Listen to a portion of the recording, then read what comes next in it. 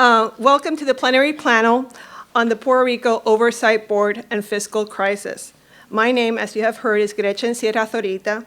I am listed in the program as a panelist, but our colleague Federico de Jesús has taken ill with the flu, and I will be replacing him as the moderator. So I'll be kind of playing both roles. So get well, Federico. I hope you come back soon. Eric LeCompte, as you know, and Dennis Rivera will be accompanying me today. Eric will be talking about the debt and the control board. Dennis will be talking about health. Together, I hope we can present a clear picture of Puerto Rico's crisis. But first, I would like to begin with a story about a ship that was lost at sea about 2 years ago. Many of you have heard about it. Its name was El Faro. El Faro was a Jones Act vessel traveling from Jacksonville, Florida to Puerto Rico when it ran into Hurricane Joaquin. The ship was described as a rust bucket, and when it lost power, the sea overcame it. El Faro sank because it did not have propulsion. The same can be said of Puerto Rico. We are taking in water and sinking fast. Last June, President Obama signed the Promesa Law, which established a financial oversight and management board for Puerto Rico. The main purpose of La Junta, as we call it, is to provide a mechanism to restructure Puerto Rico's debt and gain access to the markets. The board can approve critical infrastructure projects, but apart from this provision, it is not designed to create jobs.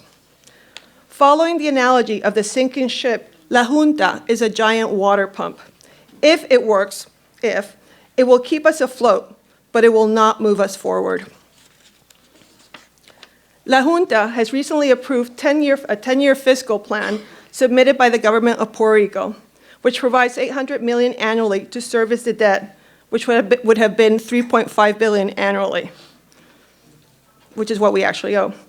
This is extremely low, our payment, that is, and the amount could change when the debt is restructured under Title III by a bankruptcy judge. I'll let Eric explain the details of that later because it is complicated. In addition, the fiscal plan includes cuts to public services and employee benefits, which have been well documented in the press and which have given rise to island-wide protest. It is right for the citizenry to demand services, transparency, honesty, and justice from its government and La Junta. It is also right for the citizenry to have a government that can be trusted to represent the interests of the whole and not of the few. In my estimation, pensions that were low to begin with should not be cut. Puerto Rican bondholders should be given preference over speculators. The debt must be audited, and austerity measures that further depress the economy should be avoided. I think these are some of the issues in which we can all find common ground. It is also important, however, for the citizenry to understand that compromises will need to be made by everybody. But what I would like for you, the diaspora, to take away from this summit is that we cannot move this ship forward unless we begin to demand federal interventions that promote economic growth. There are 4 areas that come to my mind that would refill the Puerto Rican government coffers, put money in our pockets, and create jobs. Number 1, health. We must continue to demand health care parity with special emphasis on Medicaid. The Secretary of Health and Education admitted that Puerto Rico needs $900 million to cover Medicaid expenses through June of next year. And Congress has only appropriated $295. Number 2, tax reform. We must continue to demand the earned income tax credit and the child tax credit for hardworking Puerto Ricans, as well as the federal tax changes that will grow jobs in Puerto Rico. Number 3, repeal the Jones Act for Puerto Rico, and short of that, grant Puerto Rico an emergency exemption from its requirements. It is unconscionable that a U.S. territory, we could call it a colony, that cannot vote has to shoulder the burden for subsidizing the entire U.S. merchant marine.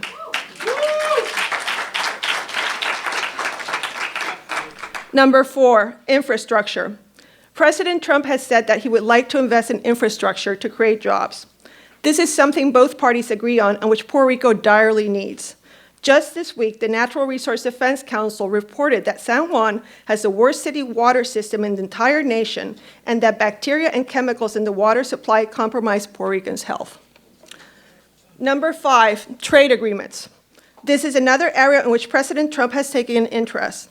If trade renegotiations take place, such as NAFTA 2, that's what I call it, we need to ensure that special consideration is given to the territories, something that has never been done before.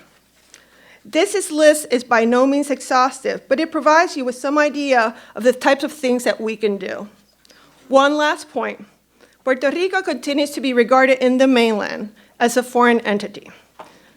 As far as Americans are concerned, the Puerto Rico crisis is not their problem. But it is because the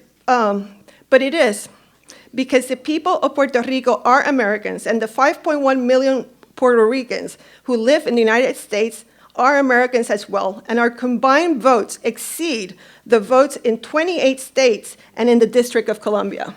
So if we were a state, that's how much population we have just here in the United States. We must continue to impress on Washington that its policy of benign neglect towards Puerto Rico has utterly failed, and that we expect Washington to take corrective action. I am not superstitious, but I would like to think that the name of the ship that replaced El Faro after it sank into the ocean is a good omen if we choose to work together. The name of this ship is Isla Bella. Thank you. Thank you again to Dr. Melendez and Centro and everyone for organizing this really important gathering. Your kingdom come, your will be done, on earth as it is in heaven. Give us today our daily bread, and forgive us our debts as we also have forgiven our debtors. Matthew 6:10. Verse 10 through 12. The Bible verse opens a statement made 2 weeks ago by both the Catholic Archbishop of San Juan de Puerto Rico and the evangelical head of Puerto Rico's Bible Society. Archbishop Gonzalez and Reverend Martinez, who have been active in this fight since before it started, further note in their statement. New austerity programs are being forced on our people, and we must now receive the debt relief we are promised. It is immoral and unethical for any person or group to attempt to deny our people access to promised debt relief. Last year, we supported the passage of emergency debt crisis legislation because it promised a process that could restructure 100% of our debt. Now, our people need that promise fulfilled. The Archbishop and Reverend Martinez are right. A promise was made, and the promise must be kept. The next phase of that promise moved forward on May 3rd when the Governor of Puerto Rico and the Oversight Board activated the Title III super bankruptcy process. My organization, Jubilee USA, represents national U.S. religious bodies, congregations, and institutions. Our founders and members range from the U.S. Conference of Catholic Bishops to American Jewish World Service to Islamic Relief, to most of the national Protestant denominations. We count 650 faith communities as partners across our great country. We focus on how the most vulnerable are impacted by global issues such as trade, debt, corruption, and taxes. We've worked with Congress and every administration on bipartisan solutions on these issues for 20 years. Because of the agreements that we forged with Republican and Democratic leadership, our financial system is more responsible and transparent, and developing countries have seen over $130 billion in debt relief to build schools, medical centers, and build social infrastructure. Last year, the National Latino Evangelical Coalition, the U.S. Conference of Catholic Bishops, Catholic Charities USA, and Jubilee USA, at the behest of Archbishop Gonzalez and Reverend Martinez, supported the promise by supporting the Promesa legislation that was referenced earlier in their statement. While we all know the law is far from perfect, in particular how it challenges the right to participation of the American citizens and people of Puerto Rico, it should be noted that this particular law is the first anti-vulture fund law that the U.S. Congress has passed. From its inception, the ideas behind the legislation was being able to protect Puerto Rico from what happened to Argentina. Argentina went through a 15-year economic catastrophe, a default because of a small group of predatory hedge funds holdouts that prevented Argentina from returning to the markets, decimated their economy, destroyed essential services, and allowed a small group of predatory hedge funds based here in this city to ransack that country. In the best sense of what was the promise, that was prevented from happening to Puerto Rico. At the onset of the legislation last year when President Obama signed it, it immediately created a debt moratorium. So Puerto Rico could not pay its debts and not be sued by predatory actors or others that would litigate. When that legislation and that lawsuit protection ended, it was continued by moving forward the Title III process. We also have to understand precisely about the Puerto Rico position is that because the law was passed, because Title III has moved forward, it also prevented new predatory creditors from coming in and buying the debt. Argentina was on a 15-year campaign for a comprehensive global bankruptcy process to be able to restructure all of its debt. Illinois, Jamaica need comprehensive bankruptcy processes, but they will not get it. The only comprehensive bankruptcy process that we have in existence today is the Title III super bankruptcy process that was initiated for Puerto Rico. The fulfillment of the promise, the fulfillment of why we supported legislation that was challenging, but legislation that also held great promise. Now Puerto Rico undergoes additional austerity, and now it needs to receive the debt relief it was promised. The Title III restructuring process is an orderly, comprehensive process that will likely continue structured negotiations, will protect essential services, and promote transparency. We expect, while this does not replace the need for the multi-sectoral audit committee, which is another sign of great global progress in terms of debt issues, that an official process was there. We believe it should be refunded. One of the powerful things about Title III is it will force several types of audits, and it will force different types of transparency. Puerto Rico will not see economic growth until its debt is restructured, and the austerity is getting worse. By the time Puerto Rico had announced almost 2 years ago that the debt was unpayable, more than 200 schools had closed, vital medical services were cut, and hundreds of thousands of people left the island for the mainland. And it's still likely to get worse before it gets better. Even the best projections look at hundreds of thousands of people continuing to leave Puerto Rico over the next decade for the mainland. There'll be loss of revenue, and more schools will close. It's an absolutely awful situation, but we know that debt restructuring is the first step towards putting Puerto Rico back on a stage for economic recovery. While we're grateful for the efforts of Puerto Rico's government and oversight board to ensure some protections are in place for vulnerable communities, we need to acknowledge that austerity continues to slow the path for economic growth.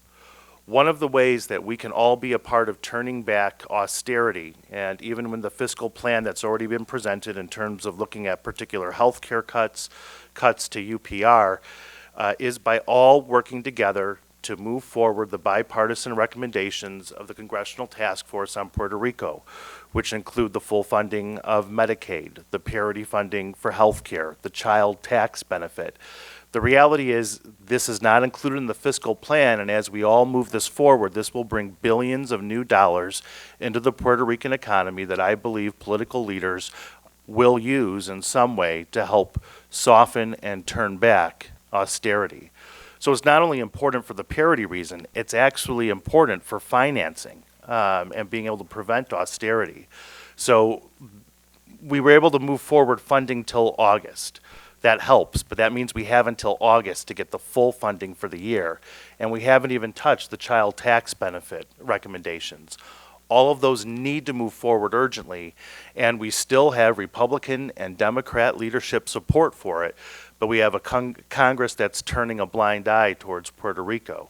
So we need to move this forward. We need to get this financing. It's absolutely urgent. Just to take a moment to explain where we are in the Title III process and what it means. So the first hearing on Title III will be in San Juan this Wednesday. It'll be the first time that we get a sense of the demeanor of this particular judge and how she will look to handle the particular situation. If this mirrors Chapter 9, Chapter 11 processes in the U.S., and again, although there's a lot of power that this judge has, we expect that the first step will be around structured negotiations. Something that is different between this and other bankruptcy law that we have in the United States and we have around the world is that usually it is the debtor that is negotiating with, I guess, the dettee. Those people are the ones that are negotiating. But on behalf of Puerto Rico, the Oversight Board will be the main entity in this next phase of negotiations. So anywhere that, the debtor would have appeared in the PROMESA legislation, it's replaced with Oversight Board. So in some respects, we know the governor has worked very hard in terms of dealing with this situation, as well as with the Oversight Board. There are some ways, and Edwin acknowledged this earlier, where the Oversight Board seems to be taking a tougher tact with creditors than political leaders have been in a position to be able to do. With that said, it's absolutely vital that we continue to push for deep haircuts, that we continue to call for the prevention for austerity, that we all are vigilant. Because even though this is a quote-unquote neutral process, it's very important for the judge and others to hear from us, to see from us, and to remember that we're talking about human beings that are impacted by this crisis. And human beings are the ones that we need to care about and focus on, not a small group of predatory hedge funds. We do believe it's also incumbent on Congress to move forward bipartisan efforts on responsible lending and borrowing. This helps us prevent the next crisis in Puerto Rico, and this also helps us prevent crises around the world. Pope Francis, the Holy Father, and the father of modern economics, Adam Smith, have both noted that situations like that of Puerto Rico require the option of bankruptcy. I would just close before Dennis speaks and we open it up to conversation by also recalling the words from Archbishop Gonzalez and Reverend Martinez, and I'll end with them from their statement a few weeks ago. We continue to hold in prayer everyone who is affected by this crisis, whether they are our creditors or our children. We invite prayers for all of those who are impacted. We pray that together we can achieve solutions that protect the dignity and welfare of every person impacted by this crisis. Thank you. Thank you. Thank you. Before we proceed to Dennis, Eric, can I ask you a question that might be lost later on in the discussion? Economist Juan Lara recently wrote a really interesting column where he talked about debt reduction throughout the world. And he said that the average was 37%, that in countries in Africa, which are very poor, it's around 47%, in Europe around 30%, that Argentina at 67% is an anomaly. Now we know that, as you said, the board has taken a rather aggressive stance towards the creditors, and we're talking about, I believe, like an 80% reduction, correct? Yeah, we can go into that. You can give us the details. Given the fact that this would be considered an anomaly as well, if that does not come to pass because the judge does not rule this way, do we have a plan C? Because I think we're going through A and B already. Yeah. So first, just to note about that 79% or 80% debt haircut that the Oversight Board has been calling for. To be very clear, that is a cut on debt payments for the next year. So a part of being vigilant, being responsible for us all to be very involved, is it's our sense is that debt needs to have a principal haircut. And we should also continue to see some debt moratorium. There should be a period of time where Puerto Rico, from our perspective, pays no debt. But then, yes, I mean, we could say a few years, thank you. We could say a few years down the line that, so the only comparable process we have is the 1953 London Accord, which was a comprehensive process to essentially deal with all of Germany's debt after both world wars. And it led to the, I forget the German word, but the economic miracle, essentially creating one of the greatest economies on earth by creating a process that had significant debt relief and then pushed all the payments into the future. So Germany just finished paying off its debt last year because of the 1953 London Accord, and it became an economic powerhouse because of the debt relief it got. So that was because of a principal haircut, but also how you cut payments. So payments do need to be cut, but we also need to be advocating for a clear principal haircut of at least 60%.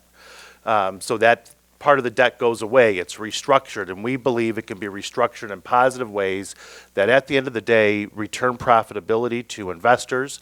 Both the governor, the oversight board, most of the stakeholders have been excited about the idea that Jubilee has put forward about restructuring bonds to GDP. So in other words, pegging the return of new restructured bonds to economic growth. So all ships rise together, and we're all in this together. A Puerto Rico that has economic growth is good for all of us, for investors, for us, for our people. And so that's what we want to have. That's also another game changer. That changes how the global financial system operates if we are able to be successful and move forward a restructuring that's linked to gross domestic product in terms of bonds. The last piece in terms of a Plan C, I think that's a really interesting question, and I think that's a question for all of us. But what I would say right now is that just because we got the super bankruptcy process and it's moving forward, it's not a time to sit down and watch. It's a time to be very active. It's more important than ever for Centro, for all the groups, the Hispanic Federation, Jubilee USA to be putting out reports on the debt, the amount that can be cut, how we can prevent and turn back austerity. We need to be loud and forceful because that also helps the decision makers in this process to move forward the right kinds of solutions. So hopefully if we're doing that, we don't have to be thinking of a Plan C. Thank you.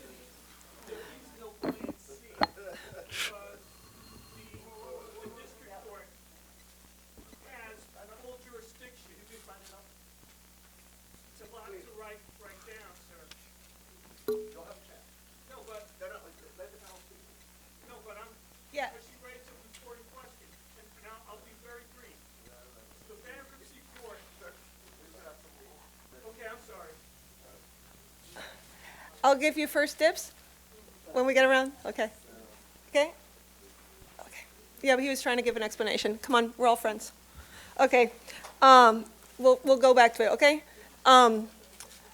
Dennis? Yeah, good morning. In some ways, taking a point from Edwin, where we are since last year, I think we're in a more complicated place in healthcare than we were at that time. And so we can have the same base level understanding. There's 3.5 and declining population in Puerto Rico, of which 1.6 million are in a Medicaid program called Mi Salud. That's the ones who are under the poverty level. And there's about 770,000 who are in Medicare. So basically, 3/4 of the population of Puerto Rico depends in great measure for their health care from the federal government, whether it be Medicaid or Medicare. When we started this effort jointly with the religious leaders and others, to try to deal with the problem of what is called the fiscal cliff. Basically, what we wanted to get was to get President Obama to treat Puerto Rico in the same way that they treat the states. In other words, to have full reimbursement for Medicaid. In the case of Puerto Rico, as I think you know by now, Puerto Rico got a block grant of $6.4 billion in the year 2010. When it was approved, we started spending it in 2011, and basically at this moment it's projected to run out by December of this year. So at this moment, we were able, in last year, thanks to the great work that many people in this audience did, we were able to take over the Puerto Rican Day Parade with the help of Lorraine and make the case throughout the United States. And we were able to convince the President of the United States to tell Congress that he wanted to treat the territories the same way that's a state, and that would have potentially meant anywhere from $3 to $6 billion more for Puerto Rico if we were successful. Well, unfortunately, that did not happen. The Republicans in Congress never approved the request of the Obama administration to treat Puerto Rico as a state, namely the territories. And at this moment, where we find ourselves? We find ourselves that the program costs something in the neighborhood of 1.8 to $2 billion a year. Half of that money comes from the federal government, and that's the money that is about to end. And the other balance of money is being put by the government of Puerto Rico. I'd like to go back to another point that Edwin made.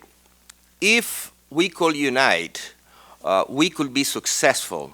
I have to say that there's no issue in Puerto Rico that I could recall that has the level of unity around this issue.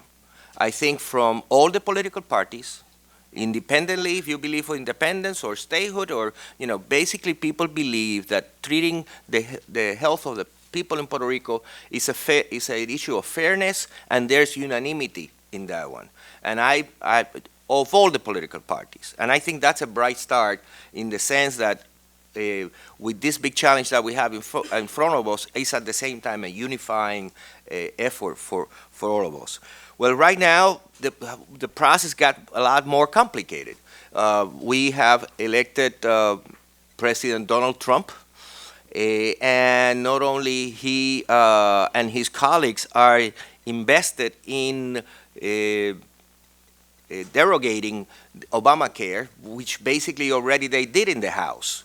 And by the way, when we were doing the campaign for the health care for people in Puerto Rico, we basically says 1.6 million people could potentially lose their health care coverage. Guess what?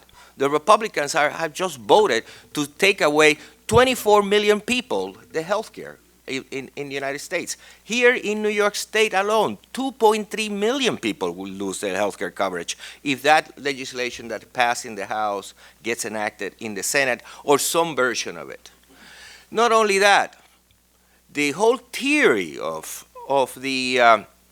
Medicaid is to try to deal with as an entitlement program for those who are indigent. Well, right now they basically, and this is Ryan speaking in a radio program, he says we not only are cutting the program, we are ending an entitlement program.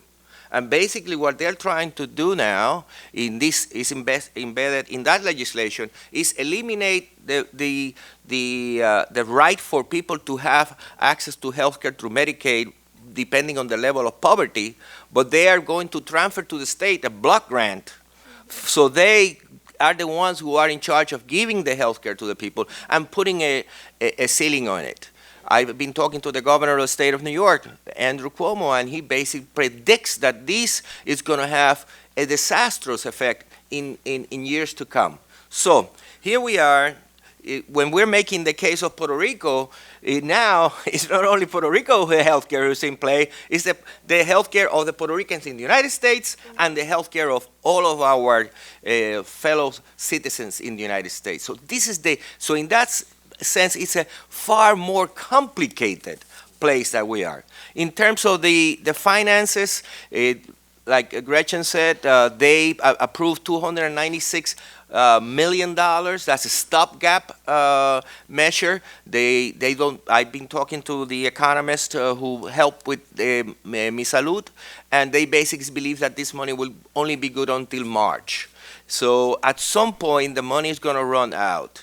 In addition to that, and this really blew me away, when the Fiscal Control Board told the governor of Puerto Rico that he had to cut of the $1 billion that the governor puts, he has to take away $500 million from the money that the government of Puerto Rico puts into this program. And they say you have to go to the providers, namely the hospitals, the doctors, and basically have them, pay less to the insurance companies. So in essence, the crisis is going to get more dramatic. And let's be clear, healthcare provides more than 100,000 jobs in Puerto Rico. It's more than close to 20% of the economy of Puerto Rico are healthcare jobs. And this is a humongous crisis that gets complicated with the crisis that we have here.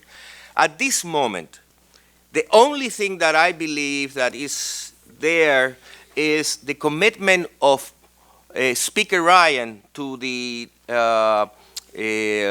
resident commissioner from Puerto Rico who are from the same party that basically says that they're going to take again this legislation in the fall when they deal with the children health program. So that's where the situation that we are. We are in a situation where I believe that we have less political influence in Washington than we did a year ago, because at that time we had a commitment from the president to change it to cover Puerto Rico as a state, like it was a territory as a state. We had the commitment of Hillary Clinton that if she won the election, that she was going to do the same thing.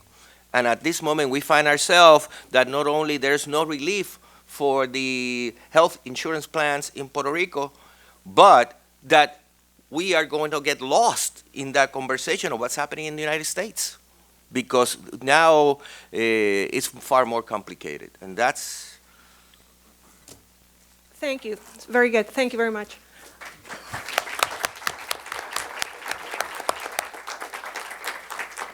Now, I have a lot of questions here. I'm going to skip around, but I'm going to ask one of Dennis that I've been really curious about. When you go to Congress and you talked about the Medicaid and the fact that it's capped and we get so much less and other territories as do our counterparts in the states, one of the things they always say is, but you don't pay federal taxes. This strikes me as odd because I live in Maryland and my federal tax dollars go to pay for Medicaid in Alabama, and I have nothing to do with Alabama or Mississippi, which are poorer states. I also amuses me because Medicaid is not based on how much money you make. Medicaid is for the poor. But it is the argument that they always make to deny us. A question that I wonder if anybody has asked, have we ever considered requesting some type of Medicaid tax for the territories, because the largesses of Medicaid will far outdo whatever we would be paying by way of Medicaid taxes. Is that some type of fee for service idea? Has that ever been floated? Well, let me tell you how I answer that question. But before we do that, I don't know if you've been following President Trump. He has tweeted twice saying that giving relief for healthcare in Puerto Rico will be bailing out Puerto Rico. Sad. That's something I, yeah. So basically, there is no predisposition to help Puerto Rico at this moment. So in great measure, going back to Edwin, we need to keep that unity that exists with all Puerto Ricans in Puerto Rico and here to try to solve this issue.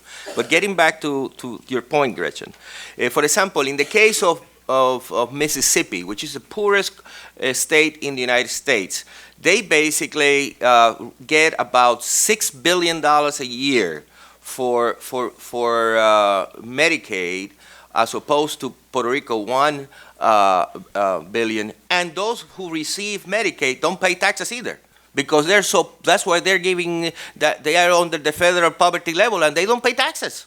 So it's not a sound argument. The problem is that we have people in power now in the United States, you know that, I know that basically have no interest in helping and assisting poor people. And if they don't want to assist them in the United States, it's going to be more complicated in Puerto Rico. So, Thank you. Do you need to add anything to that? Okay. Okay. I have a question that is coming from different angles, so I'm going to try to combine it. I'd like you both to comment. You mentioned the tweets that were done by the president on Puerto Rico. This might be the first time since he opened a golf course down there that he may have thought of that, us, you know. So one of the questions we had is, how did we wind up in that tweet? Now, clearly, there is a campaign by some of our creditors to try to influence either the administration, the White House, or Congress into altering aspects of PROMESA that might run against their interests. You know, it could be coming from any direction. It could be coming from the GO bondholders, general obligation bondholders. It could come from the COFINA bondholders. It could come from the insurance companies. Somebody mentioned in the audience, I don't know who it was, there are 3 of them that are very involved in Puerto Rico, and they cover the losses for those cuts. Can you guys shed any light on what kind of campaigns are going on under the radar, and is there anything that we can do about it?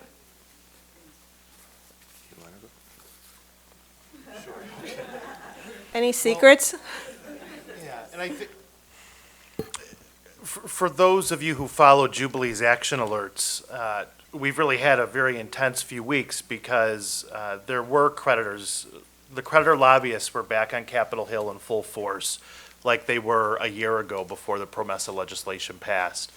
3 weeks ago, before Title III was activated, on one day, 40 different creditor lobbyists went essentially and sat in Speaker Ryan's office and also in Nancy Pelosi's office. Now, they were trying to do everything they could to stop Title III. And one of the things that the creditor lobbyists were doing was trying to hold up the health care financing in order to get Title III delayed or disempowered, because they didn't want to see Title III move forward. That action failed, but it did receive some momentum.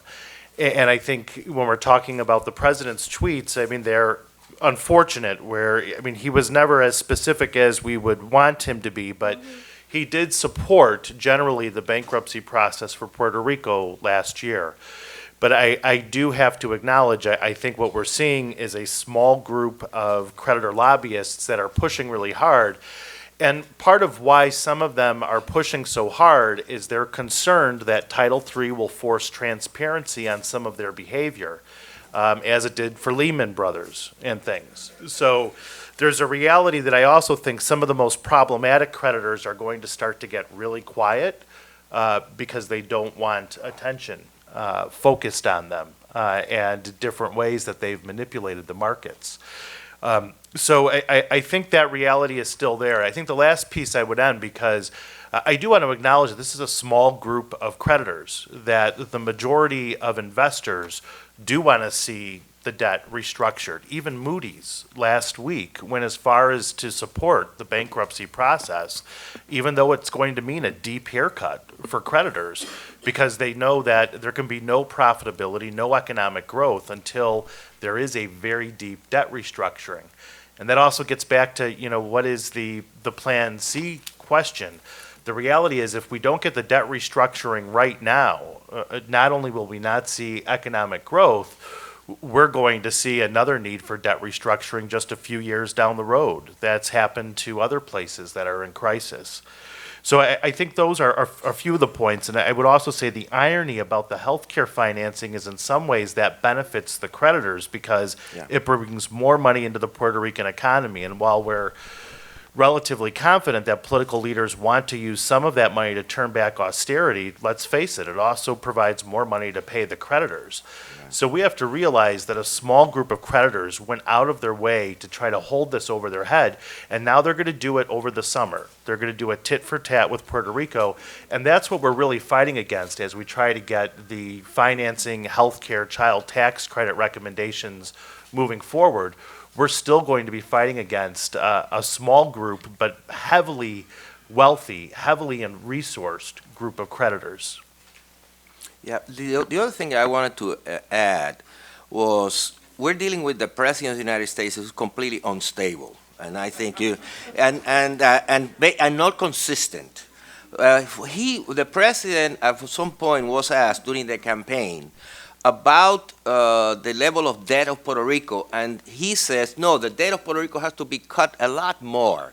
He has to be more aggressive. That's the only way that you can get out of it. And remember, he's a master at this. He will use the bankruptcy law dramatically. So for him to flip from that side, that position, to one that we are helping and assisting Puerto Rico, it's a complicated issue for us. So that's why it makes these moments so fragile and so complicated.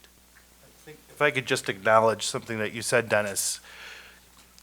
I think one of the promising things that many of us saw during the Trump campaign was the criticisms he had about hedge funds and predatory hedge funds, and actually targeting the people that created this type of behavior, NML Capital.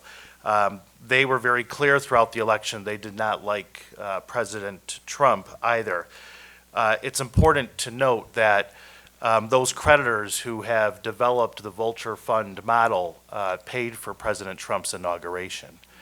So, and we also know that they've gone directly to the White House. So, I mean, that also just kind of illustrates what we're up against, that we're dealing with this irony of a president that was calling for bankruptcy, critical of predatory funds, but no doubt having very close relationships with the groups that created this behavior and the groups that he was once critical of. Thank you. There are a lot of questions here that pertain to one subject, and I need to ask this question because I think with Eric's knowledge of the depth, it would be useful. It's the issue of auditing the debt. Now, just to preface it, the debt audit I find necessary in terms of people want to know what's in it. They want transparency. They want accountability. They want to know if there was anything that was done wrong and who should, and if anybody should be taken to task for that. And they want to restore their faith in government, as Edwin talked about in his introduction. And for all these reasons, the debt is very important, the audit of the debt. However, the question that somebody making that seems to be coming up is, what do we hope to learn from having the debt audited, and how does that help the restructuring process itself? Yeah. So I think first it's really important to acknowledge that one of the really amazing things that have happened in the Puerto Rico process is that there was a multi-sector debt audit committee. And unfortunately, that committee essentially has been disbanded. I actually believe, and I don't think anyone has actually pushed this point, but disbanding that commission could be in violation of the PROMESA law. The two amendments that we won for the PROMESA law that we worked on and gained Republican and Democrat leadership to back, one was to look at all solutions moving forward, how they can reduce the 60% child poverty number on the island, which is why these recommendations are really important. The second amendment we got to PROMESA was to protect the multi-sector debt audit committee. So, I mean, we very much believe that that particular committee should be reinstated, should be refunded. And again, to say, although there have been citizen audits, we never around the world have really had a process like this. So this is huge. It's precedent setting. It's very important, and it can look at the debt kind of with a scalpel. With that said, even though we want that to return, the reality is through a bankruptcy process, we can force very similar, strong transparency measures. So, what do we hope to understand? What do we hope to gain from that? Well, I mean, we have to, essentially, it's kind of simple. We need to understand where the debt came from, what the debt was supposed to be used for, and was the debt used for that? That's really what we're looking for. And we believe that that process can also be forced in the bankruptcy process. Now, if there are issues around legitimacy in terms of how the debt was contracted, who contracted it in a bankruptcy process, we would expect to see perhaps some of that debt relieved. We also think that more generally, shining a light on this helps public budget transparency in Puerto Rico. I think, as we know, there was a lot of concerns about a control board. We believe that there, at the same time, was universal support for greater public budget transparency and anti-corruption measures in Puerto Rico. So in addition to the audit, it's still incumbent on the Puerto Rican Senate and Assembly to pass their own budget transparency laws outside of what the Oversight Board is doing, so that they have essentially by law audits that happen every year. There's budget transparency that is led by the elected officials in Puerto Rico and anti-corruption measures. Unless those things happen, we're not protected from this crisis happening again. So, I mean, those are other issues that need to happen in terms of moving forward. Congress has a responsibility. We would even say the New York Assembly has a responsibility, since it's the laws in New York as the financial jurisdiction that actually govern what happens in Puerto Rico, Zambia, Jamaica, Chicago. That we need to have laws on responsible lending and borrowing. And again, that's really basic stuff. And it's amazing that this is absent from the global financial system. But it's, is a loan being used for what a loan should be used? Is it transparent? It's really basic accountability mechanisms. But all of these things need to happen in order to ensure that Puerto Rico and many places around the world don't face similar situations in the future. Thank you. Anything like that? Okay. I want to answer here a question really quickly. Somebody asked, because I'm suspecting this is and Edwin, correct me if I'm wrong. I'm suspecting this is a question that a lot of people have, and so it's really valid. It says, if we remove the Jones Act, do we lose our citizenship? It's two different Jones Acts. It's the Jones Act deals with maritime law, which is what we're talking about, and then there's the Jones-Shafroth Act, which deals with our citizenship. So that's a great question, because I suspect it's like when we sing songs with the wrong lyrics, and everybody's doing it. So I just wanted to answer that. Okay. I'm going to touch, what is it, the third rail? Is that the one you get shocked by electricity here? Because I'm sure people are somewhat curious about this, and it might impact us insofar as what's going on in Washington. There's a plebiscite scheduled in Puerto Rico for June of this year. The timing is odd, but I suspect this was a campaign promise that was made, and the chances of the plebiscite going in one direction are more optimal at the beginning of administration than at the end of the administration, as is always the case in Puerto Rico. However, there might be repercussions for what we're trying to do with regards to debt relief in Washington and other programs of assistance that we need. I would think that if the statehood option does not come up strong, it might undermine the governor and his governor in what they're trying to do with the federal government. This is just a hypothesis. I have no idea. Would you like to comment if there's going to be a relationship or anything that you would think would be useful to know? Well, I think that the perception that I have, and clearly it's my opinion, is that there's very little interest in Puerto Rico with this plebiscite. I just came back from Puerto Rico yesterday, or at least part of Puerto Rico, Culebra, and there's no, actually, people are so overwhelmed with the closing of the schools, the potential collapse of healthcare, that I don't see any enthusiasm to participate. And I believe that almost all the political parties, the Independentista, the PPD, and others, they say that they're not going to participate. So I think what's going to happen is it's going to have an election that nobody shows up, or very few people are going to show up. That's the impression that I have. And as a matter of fact, it's baffled me why they are still pursuing that. And I believe that they were waiting for a decision of the Justice Department on the issue of the inclusion of other formulas in the ballot. And I don't think that has come down as far as I know. I just wanted to interject for a second and just make an announcement that, since we started the program a few minutes late, we're going to extend this panel for another 10 minutes. But we will, 5 more minutes. So we can start the concurrent panels at 11:30. Another I'm sorry, do you want to add anything to that? You don't want to get involved in that? I don't, but I mean, just to say, I think there's an interesting question. States apply for Chapter 9, which is not a comprehensive process. But this is just the first stage of a plebiscite, no matter what happens. But that's the only piece that could intersect, from my knowledge. Thank you.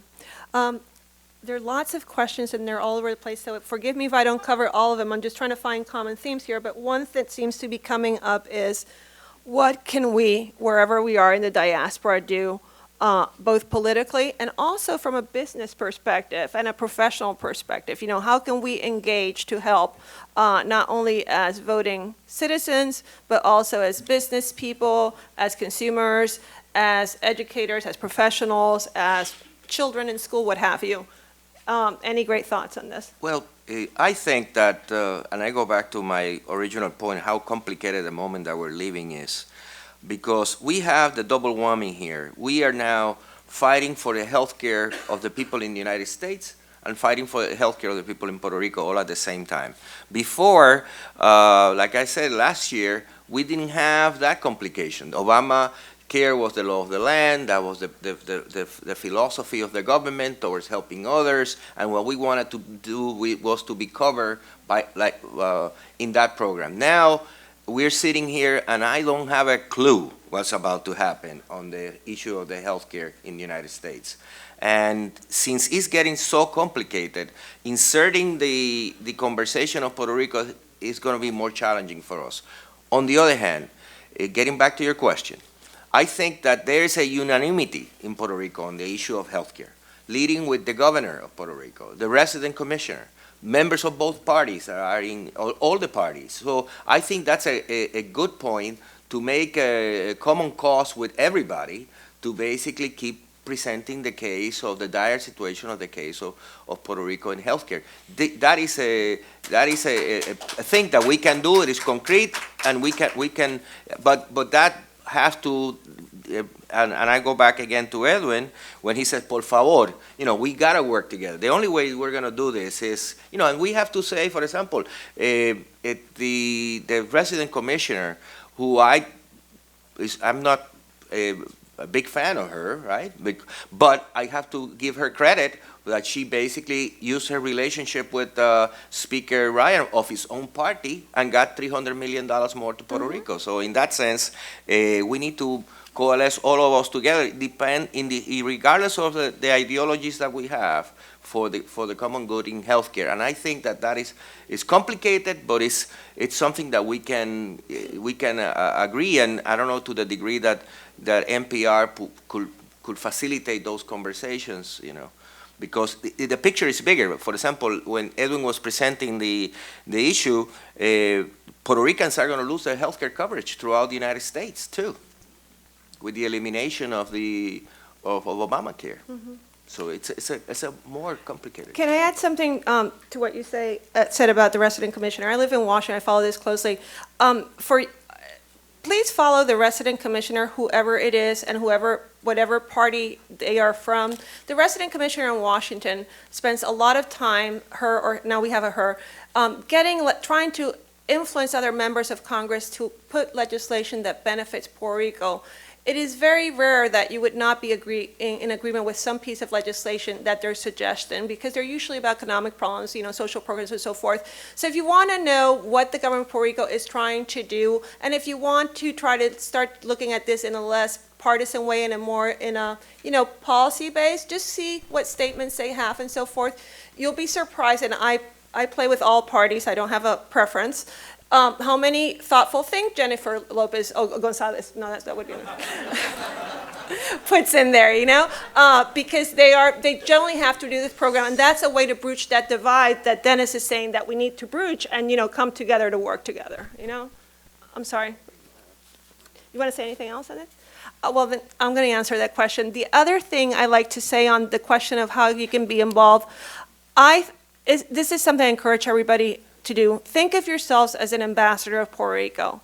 And, if you were an ambassador of Puerto Rico, what do? You do outreach to represent Puerto Rico. And this can be done by everybody in all levels. I like to give the example of one day that I noticed that my children's school does not, as most schools, does not have the territories in the curriculum other than mentioning the Spanish-American War. That is standard practice. So I organized for the high school a program in which I had somebody from a nonprofit that is trying to secure the vote for all territories, and somebody from the D.C. Nonprofit that's trying to secure the vote for D.C. to come and speak to them about the territories and then do a side-by-side because of D.C. All of you have the base to do things like that. It can be in Rotary clubs, it can be in schools, it can be at cocktail parties. You have no idea how many cocktail parties you go to and they ask you questions and answer. And just by getting it across socially, professionally through your community organizations, we can all really do a bit, and it's really, I believe in the power of one, and you should all believe in that too. Just to wind down the panel, can we just answer one set of questions? Yeah, okay. So the last question I'm going to ask, and I'm not sure that any of us are equipped here, but it keeps coming up and it is very current, is what are we doing to support the educational crisis, the teachers in particular, the university, just to set up, we have seen the demonstration, the university is currently closed, we have seen the demonstrations because $450 million cut that is being proposed from the university. There are discussions about how much university give in terms of tuition. There's the teachers' pensions. There's 178 schools were closed last week. I mean, it is a mess at every single level of education, from lower school all the way to graduate schools, and everybody is impacted. So, I don't even know. Do you want to take, anybody wants to try? This would be our last question. Well, I was a board member of the University of Puerto Rico until about a year ago that I resigned. And there is a lot of challenges in terms of the funding. In the buildings are decaying, and so in great measure, the University of Puerto Rico is in danger of literally collapsing too. The other thing, by the way, is that I think that I will urge the students and others to think through clearly their tactics and strategies, because at this moment I don't see a great concern on the part of the government to basically reopen the university.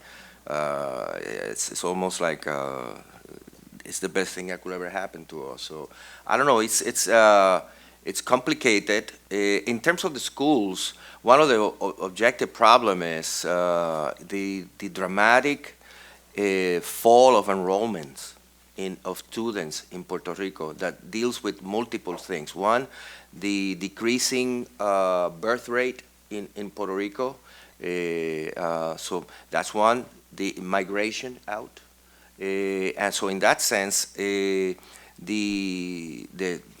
has been a dramatic decline. I remember not too long ago where I participated in trying to organize the teachers in Puerto Rico. And at that moment, I remember there were about 1,500 schools and close to 800,000 students.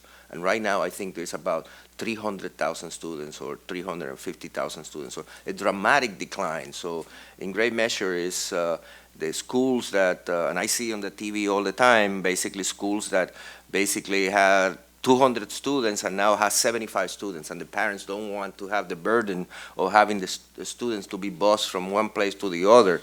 But the reality is that there's a declining student population in Puerto Rico. It's one of the crises that come accompanied with this. The Catholic Church is having the same problems with the schools in Puerto Rico. So, it's across, sectors, so. I would just also add, it's a terrible situation, and it's going to likely get worse before it gets better. But I do just need to, again, reiterate how important it is for us all to work on the healthcare financing issues, as well as the child tax benefit issues, because that will bring in more financing that, in particular for UPR, will likely stave some of the austerity. So that is something practical we can do. If we move forward all of those financing measures, which there still is support from Republican and Democratic leadership on, it can help. But it's not going to change the situation. Thank you. Well, I think we're going to wrap it up, and I'd like to say a little thing before we wrap it up, if it's okay. Thank you for being here today. Before you leave, I would like to do a plug for something I care about. I am a member of an organization called, Dennis referred to it, the NPRA, the National Puerto Rican Agenda, and it's a nonpartisan alliance to address Puerto Rico's economic crisis and promote Puerto Rican political and civic participation in the United States. I just urge you to check at some point this week in our website. It's PuertoRicanAgenda.org, and there's a join element to the website. So if you join, you will be in our mailing list, and appreciate it if you could all be part of this effort. Thank you. Thank you.